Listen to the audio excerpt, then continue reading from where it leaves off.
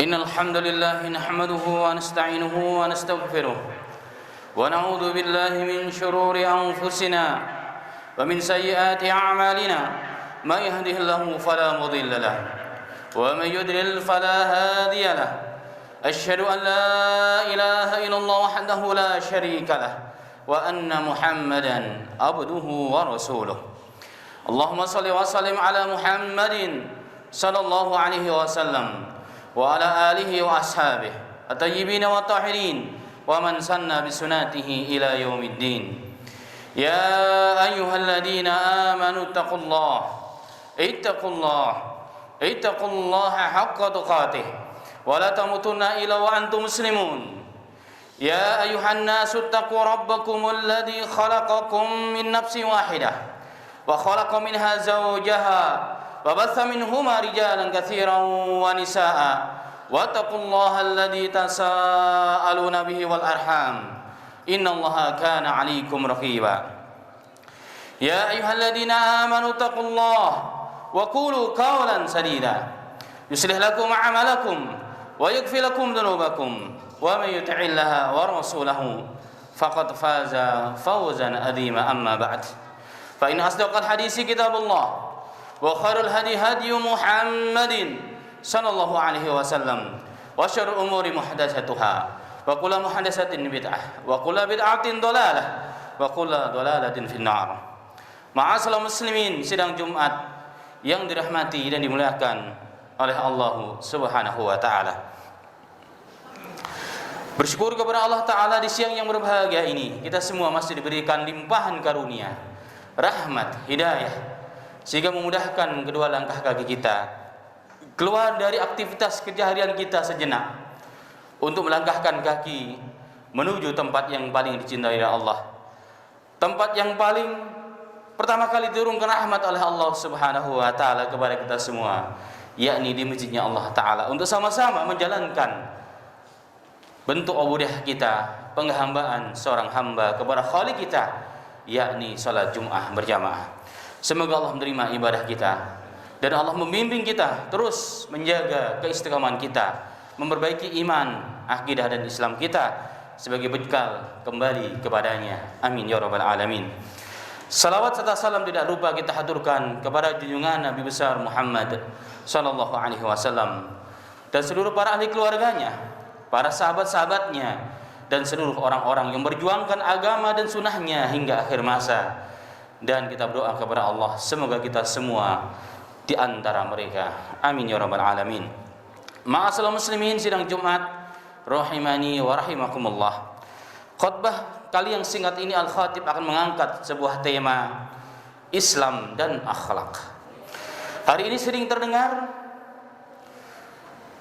antara Islam dengan tidak Islam sama. Karena apa? Akhlaknya sama. Bahkan sering dijumpai kehidupan orang-orang yang tidak muslim sepintas lebih baik daripada kehidupan orang yang muslim yang katanya beriman kepada Allah Subhanahu wa taala. Bahkan ada satu kisah sahib saya, orang Amerika. Beliau bercerita kepada saya bahwa beliau punya teman, sebelum masuk Islam dia tidak minum haram, tidak minum khamar, tidak main perempuan, tetapi justru setelah masuk Islam bahkan dia lakukan itu semuanya. Kemudian dia bertanya kepada saya, kok bisa ya Syekh? Saya katakan saat itu, kalau sebelum masuk Islam syaitan tidak perlu menggoda dia karena dia telah dijamin nerakanya Allah Subhanahu wa taala. Tetapi ketika orang Islam sudah masuk Islam, maka dia telah dapat tiket untuk masuk surganya Allah Subhanahu wa taala. Maka segala kekuatan syaitan dan iblis dikerahkan untuk menyesatkan orang tersebut, bahkan kalau perlu mengeluarkan orang tersebut dari jaminan surganya Allah Subhanahu wa taala.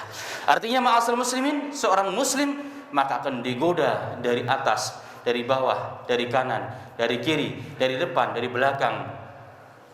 Syaitan tipu daya agar kita keluar dari Islam, agar perbuatan kita melanggar syariat Allah Subhanahu wa taala, dan itu yang kemudian merusak akhlak kita.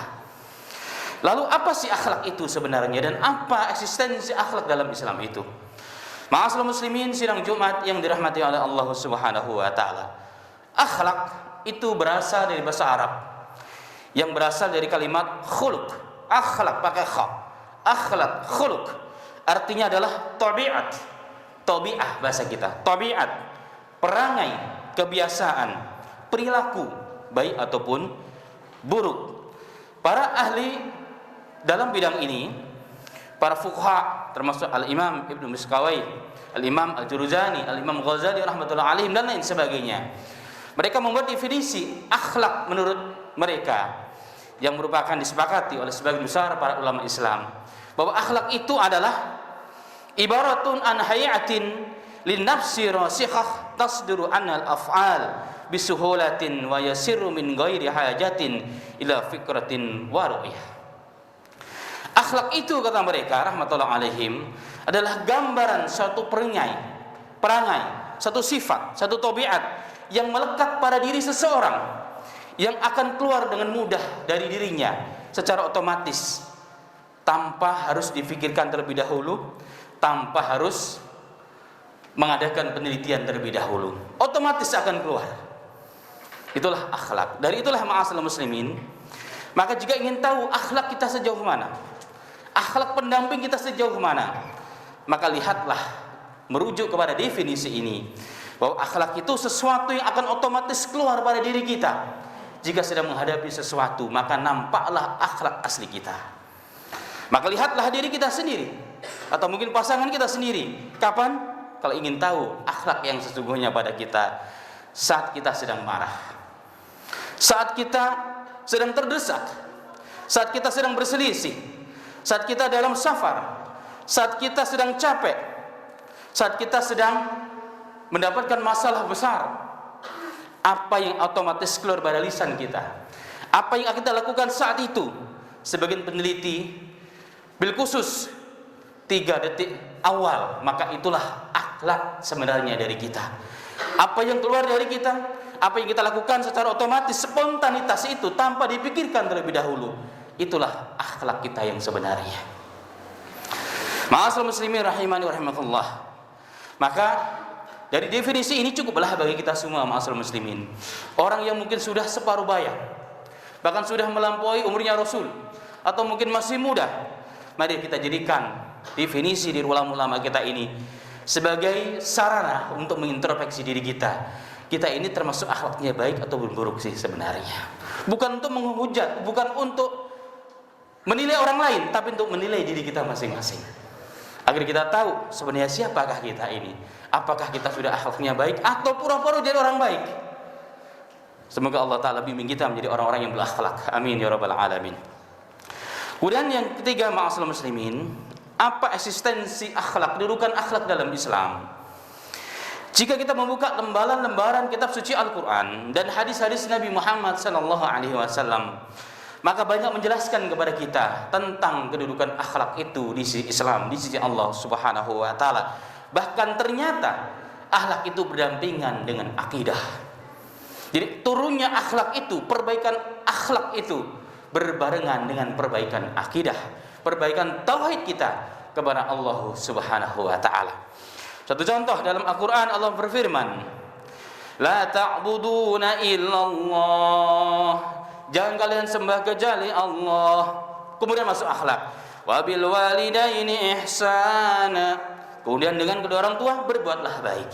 Jadi berbuat baik kepada kedua orang tua, itulah akhlak Islami. Setelah apa kedudukannya? Setelah menyembah Allah, setelah akidah kita kepada Allah, setelah kita mentauhidkan Allah Subhanahu wa Ta'ala. Wabil walidaini ihsana, kemudian berbuat baiklah kepada kedua orang tua kita. Wadil qurba, bukan hanya orang tua kita saja, kepada orang-orang dekat kita yang terdekat. Al qurbu fal aqrab, mereka wajib untuk menerima kebaikan dari kita. Jangan kebalik-balik, orang yang jauh mendapat kebaikan dari kita.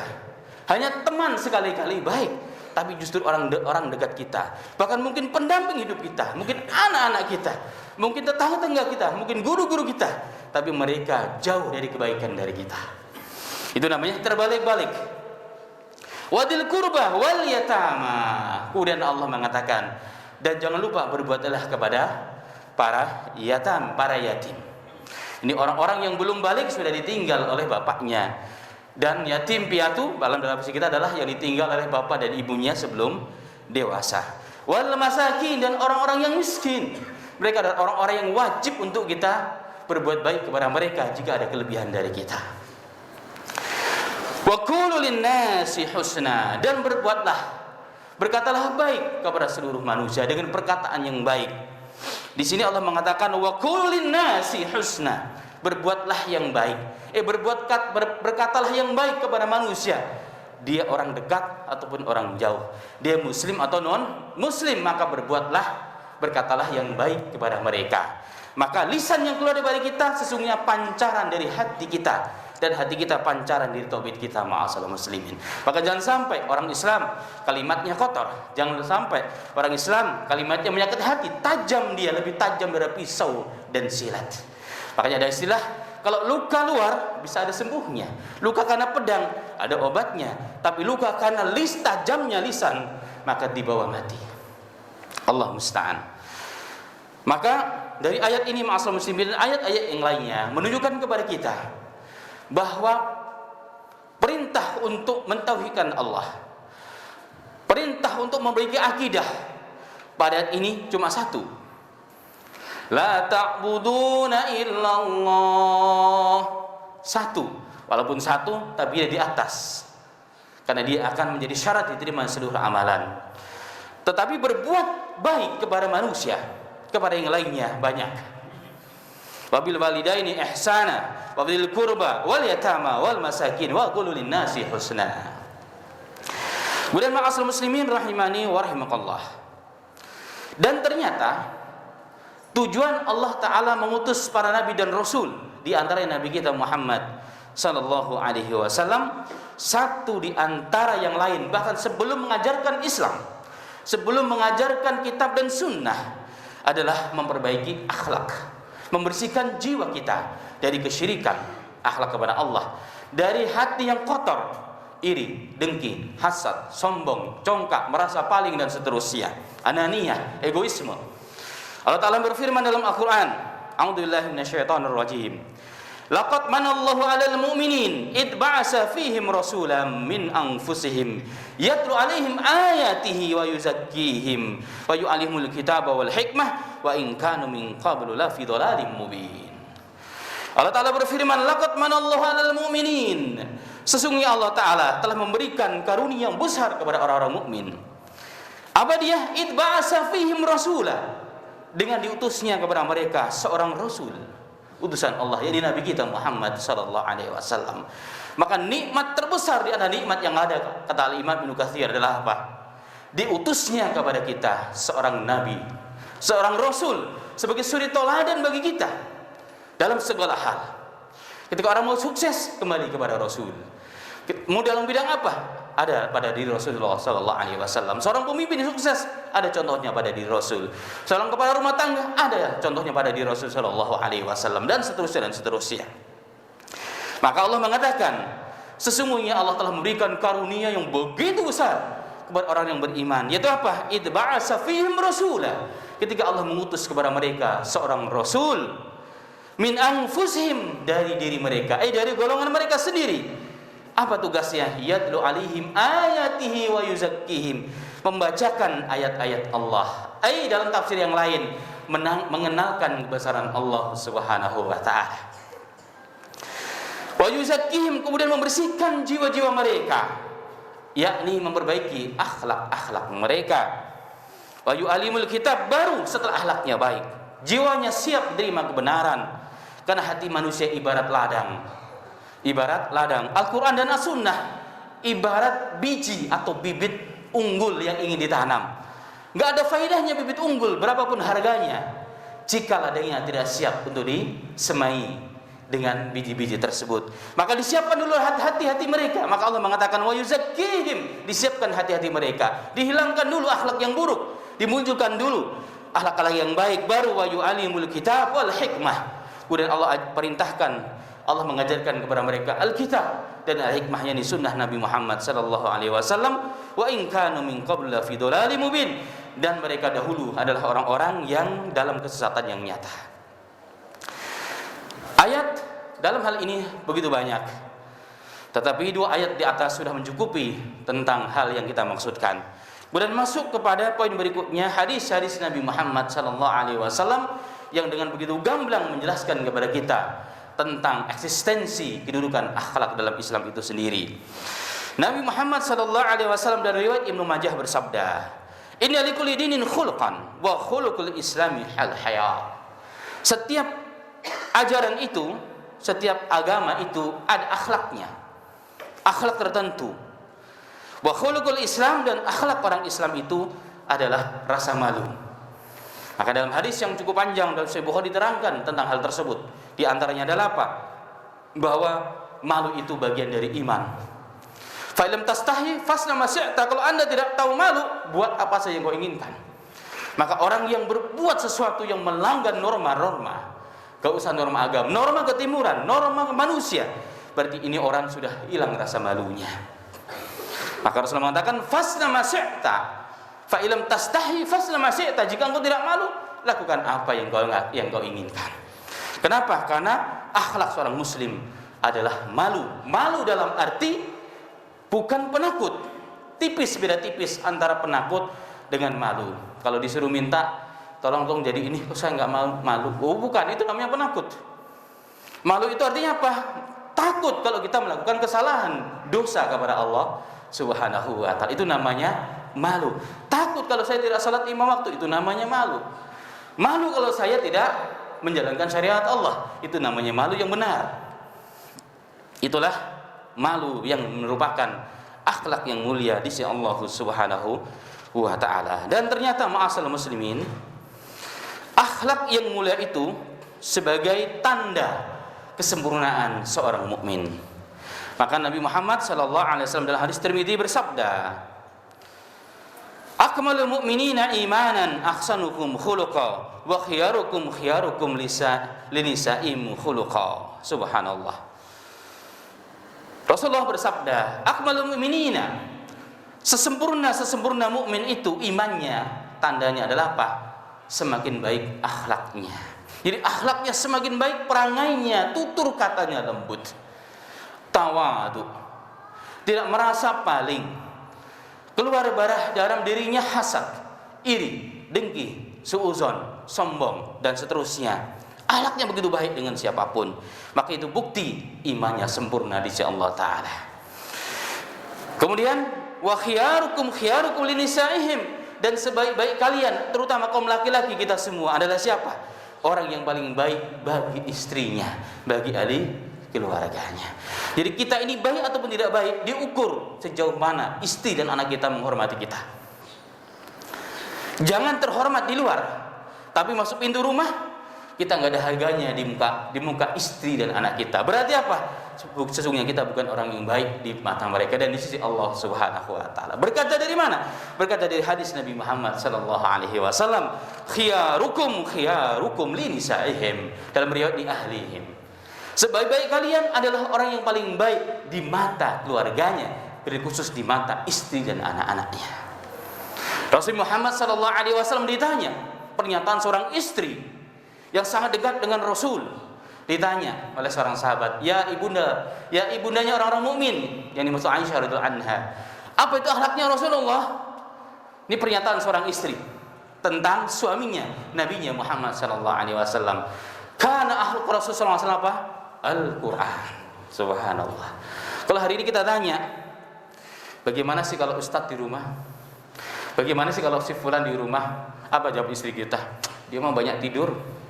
Dia mah banyak ini, banyak bagus, kalau di luar dari dalam rumah malas.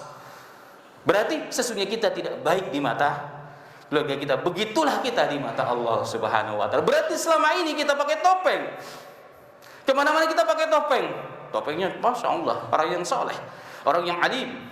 Tapi kalau kita buka topeng kita, aslinya nampak di mana? Saat kita berada bersama keluarga kita. Semoga Allah jaga kita semuanya. Amin ya rabbal alamin. Kemudian ma'asyiral muslimin rahimani wa rahimakallah. Ternyata akhlak dalam Islam menempati posisi yang sangat besar. Ianya akan memperberat timbangan kebaikan kita. Bahkan ianya akan mengangkat orang yang punya akhlak tersebut kepada derajat orang yang sangat soleh, di mana kesolehannya setiap hari, setiap siang dia berpuasa, di malam hari dia bertahajud, subhanallah, akan terlampaui derajat dua orang tersebut dengan akhlak yang baik. Hadis riwayat sahih yang ma'ruf, Nabi Muhammad sallallahu alaihi wasallam pernah bersabda, "Ma min syai'in yudha'u fil mizani athqalu min husnil khuluq." Tidak ada sesuatu yang lebih berat nanti di hari akhirat ketika ditimbang melebihi beratnya timbangan husnul khuluq, akhlak yang baik. Wa inna sahiba husnul khuluqi, karena sesungguhnya orang yang punya akhlak yang baik tersebut, la yablughu bihi darajata sahibi shaumi was shalah, akan mencapai derajat yang orang selalu berpuasa di siang hari dan qiyamul lail di malam harinya. Semoga saya yang berbicara dan kita semuanya diberikan taufik oleh Allah Subhanahu wa taala dan diberikan kekuatan untuk terus memperbaiki akhlak kita, iman kita, karena semakin baik iman kita, semakin baik ilmu kita, tentunya seiring dan sejalan semakin baik pula akhlak kita di sisi Allah dan tentunya di sisi manusia, khusus keluarga kita. Amin amin ya rabbal alamin.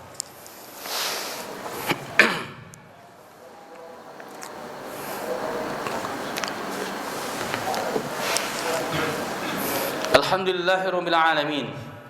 Hamdan katsiran thayyiban mubarakan fihi kama yuhibbu rabbuna wa yarda. Allahumma shalli wa sallim ala Muhammadin sallallahu alaihi wasallam wa ala alihi washabihi ajmain. Amma ba'd. Ma'asyiral muslimin, sidang Jumat yang dirahmati oleh Allah Subhanahu wa taala.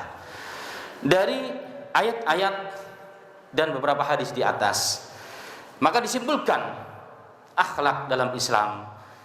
Yang pertama adalah bahwa akhlak dan iman atau ibadah menjalankan perintah Allah Subhanahu wa taala, sesungguhnya turunnya perintahnya kepada manusia adalah bersamaan.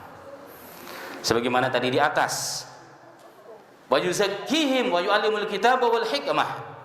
Jadi tujuan Allah mengutus nabi dan rasul kepada manusia adalah apa?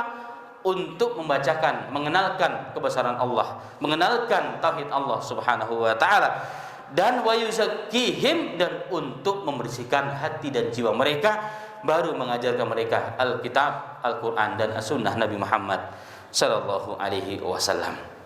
Maka semakin hari kita bertambah ilmu akidah kita, semakin bertambah pula ilmu tauhid kita kepada Allah. Semakin banyak kitab-kitab tauhid yang kita pelajari, kitab-kitab akidah yang kita lalap, hendaknya, seharusnya, lazimnya, seyogianya semakin baik. Seiring hal tersebut semakin baik pula akhlak kita di sisi Allah dan tentunya juga di sisi manusia dan sisi ahli keluarga kita.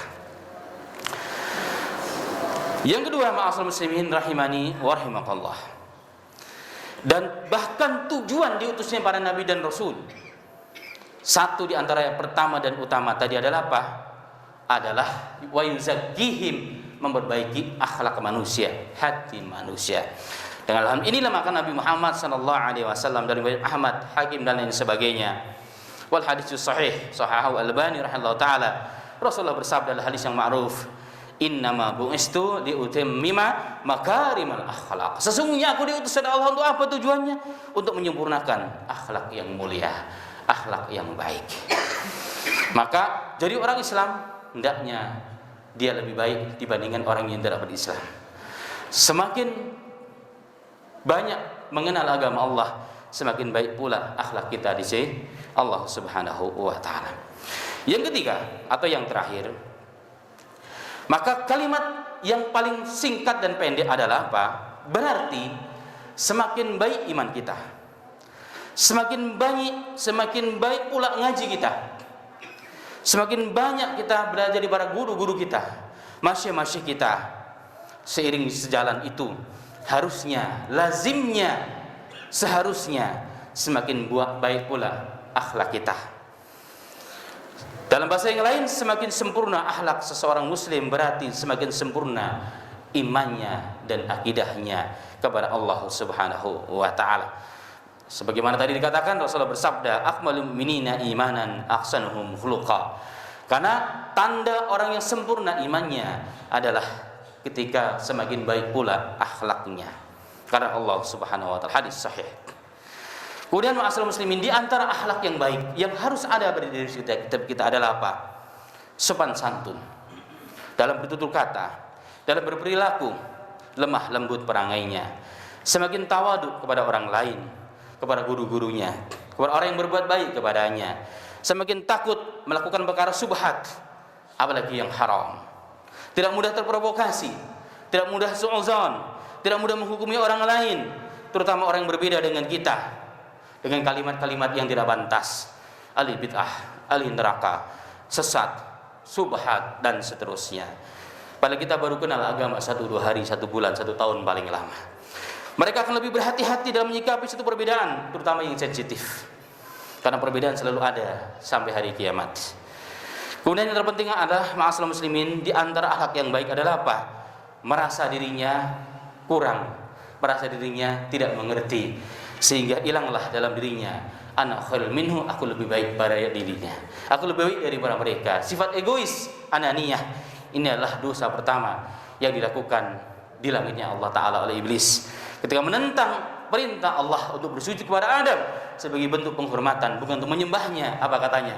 Alba wastakbara wa kana minal kafirin. Dia menolak. Kenapa menolak? Karena dia merasa sombong. Lebih baik ana khairu minhu, aku lebih baik dari dia, wahai Allah. Khalaqtahu min tin, khalaqtani min nar. Kau ciptakan dia dari unsur tanah, kau ciptakan aku dari unsur api.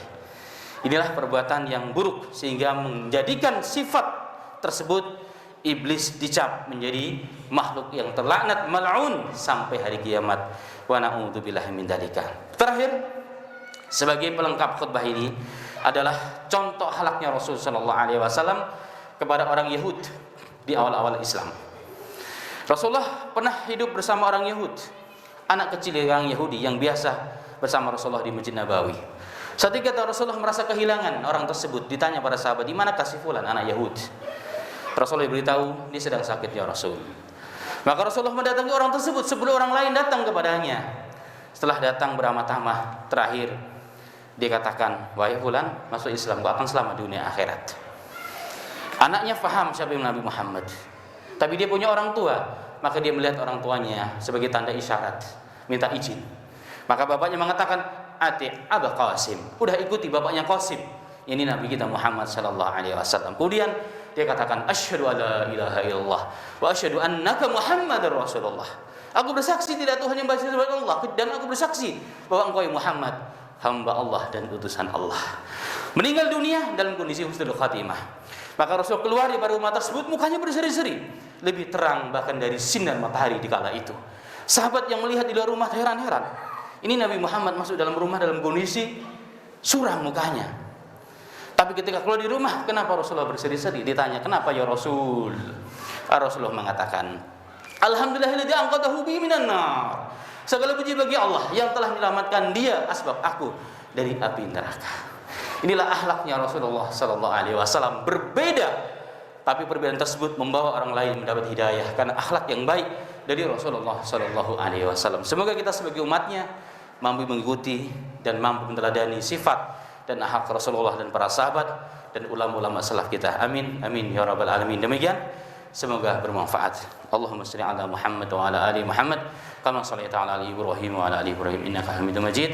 Allahumma barik ala Muhammad wa ala ali Muhammad kama barakta ala ali Ibrahim wa ala ali Ibrahim innaka Hamidum Majid. Allahumma ighfir lil mu'minina wal mu'minat wal muslimina wal muslimat al ahyi minhum wa ya rabbal alamin. Allahumma ansur Islam wal muslimin wa dammir a'da'ana wa a'da' din ya rabbal alamin.